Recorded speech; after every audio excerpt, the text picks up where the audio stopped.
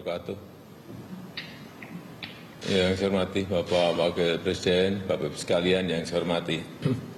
Sebelum mendengarkan laporan dari Ketua Gugus Tugas, saya ingin menyampaikan beberapa hal. Yang pertama, saya ingin tes PCR ini betul-betul bisa diperluas jangkauannya dan mengurangi tumpukan pemeriksaan sampel, terutama di daerah epicentrum. Saya mendapatkan laporan bahwa sekarang memang sudah diperbanyak untuk tempat labnya, yang dulu hanya 3, sekarang sudah meloncat menjadi 29 tempat dari 78 yang dipersiapkan. Tes PCR sampai hari ini juga sudah menjangkau 26.500 tes. Ini juga lompatan yang baik, tetapi saya ingin agar setiap hari paling tidak kita bisa mentes lebih dari 10.000. Oleh sebab itu saya sangat menghargai pengadaan 18 buah alat tes PCR cepat yang dilakukan oleh Kementerian BUMN, yang minggu ini saya kira 1, 2, 3 alat itu sudah bisa diinstal. Sehari satu alat bisa 500 PCR, berarti kalau 18 berarti per hari bisa mentes 9.000 PCR per harinya. Ini sangat baik. Kemudian yang kedua, yang berkaitan data-data informasi. Saya minta data-data informasi ini betul-betul terintegrasi, semua kementerian masuk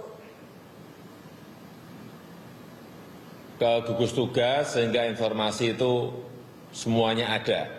Baik mengenai jumlah PDP, jumlah ODP di setiap daerah, jumlah yang positif, jumlah yang meninggal, jumlah yang sembuh, semuanya menjadi jelas dan terdata dengan baik. Harusnya ini setiap hari bisa diupdate dan lebih terpadu. Sekali lagi, data terpadu ini menyangkut PDP, ODP yang positif, kemudian yang sembuh, yang meninggal, jumlah untuk yang sudah di PCR berapa, ada semuanya. Dan terbuka sehingga semua orang bisa mengakses data ini dengan baik.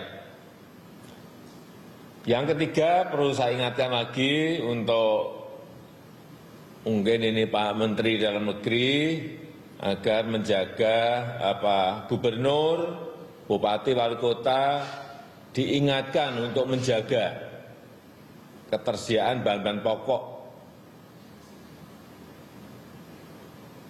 membuat perkiraan-perkiraan ke depan sehingga kita bisa memastikan tidak terjadi kelangkaan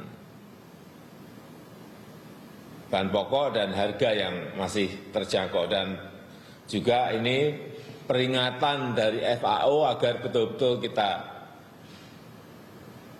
perhatikan, kita garis bawahi mengenai peringatan bahwa pandemi COVID-19 ini bisa berdampak pada kelangkaan pangan dunia atau krisis pangan dunia.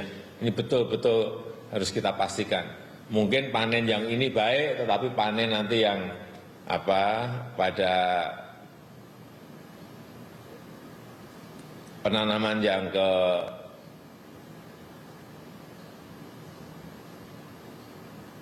bulan Agustus, September, yang kedua nanti betul-betul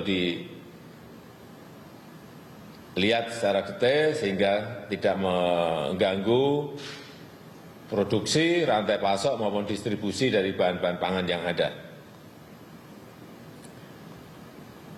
Kemudian juga yang keempat yang berkaitan dengan dampak sosial ekonomi. Saya minta Menteri Sosial, Menteri Keuangan juga minggu ini semuanya harus bisa jalan. Ini sudah sangat mendesak sekali, baik yang berkaitan dengan kartu prakerja, baik yang berkaitan dengan PKH, baik yang berkaitan dengan bantuan sosial langsung, baik berkaitan dengan kartu sembako, baik yang berkaitan dengan pembagian sembako di Jabodetabek, semuanya harus jalan. Minggu ini saya turun ke bawah, kemarin saya melihat bahwa kebutuhan itu sudah ditunggu oleh masyarakat.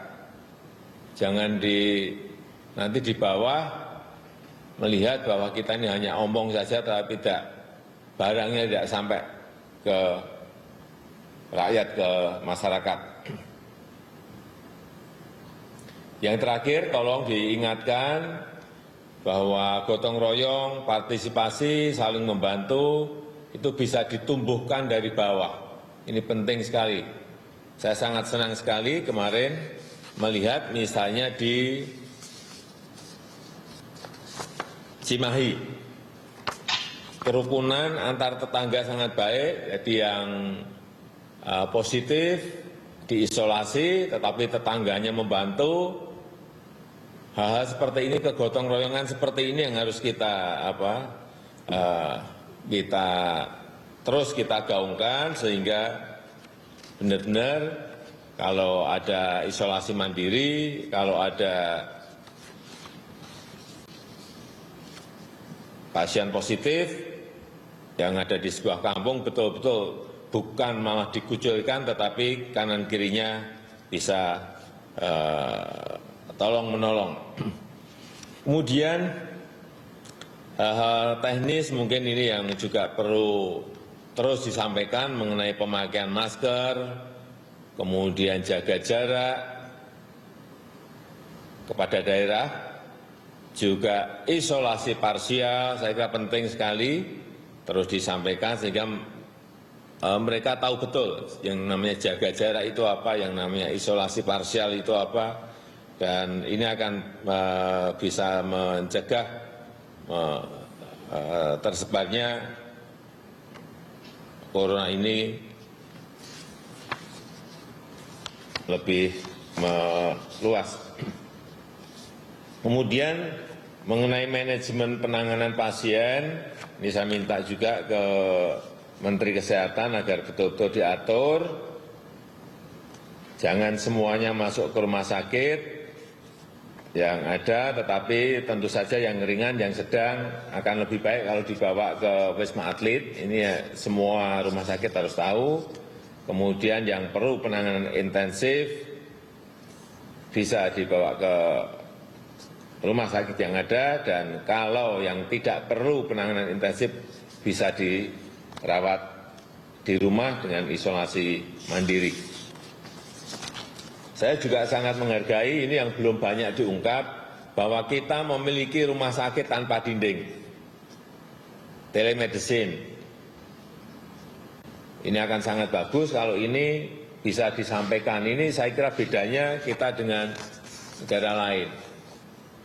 Tidak semua orang harus ke dokter atau ke rumah sakit atau ke puskesmas, tetapi bisa lewat telemedicine, sehingga mengurangi resiko pada tenaga medis.